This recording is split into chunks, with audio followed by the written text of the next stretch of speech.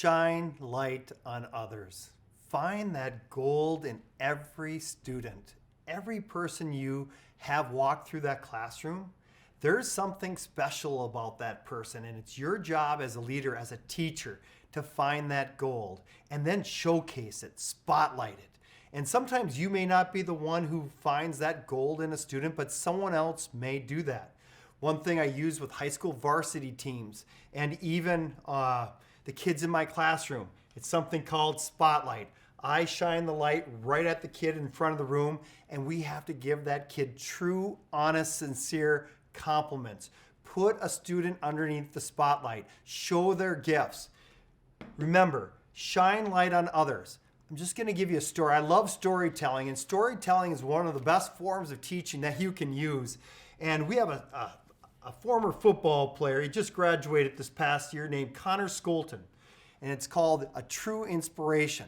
This is a guy that when he started playing football, his 9th grade year, was my first year of coaching, he could not, and he doesn't mind me saying this, he could not even complete one easy drill.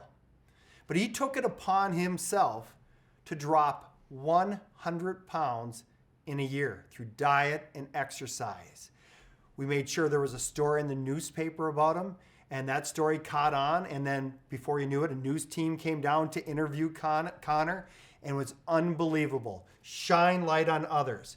Find their hidden talents. You might find dancers in your room that can really dance well to music. You might find some singers, and I've had some incredible singers over the years that I think it helped them being in my 4th grade classroom to get in front of the room and sing all the time, because now I see them doing musicals and plays, and they're unbelievable, truly. You might have a writer in your classroom. I always like this. This came from someone who ended up becoming a teacher. A book of the ABCs. A is for alphabet. That is fun to learn. B is for a book with pages we can turn. C is for cow, which is black and white. D is for dog, which sleeps at night. And it goes on and on and on. And look at the drawings that go along with each page. It's simply amazing. Finding those hidden talents.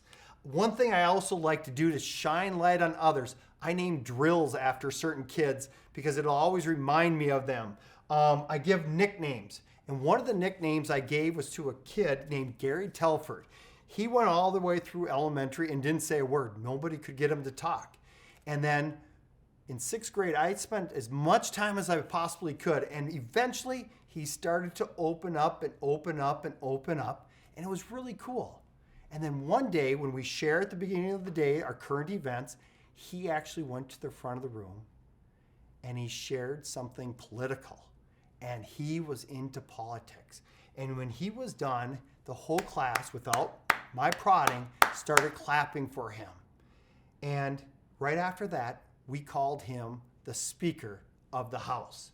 Now, a couple of years later, he went to another school, and I got a call from the mother, and I didn't even know who it was because all I knew about this gentleman is that I called him the Speaker of the House.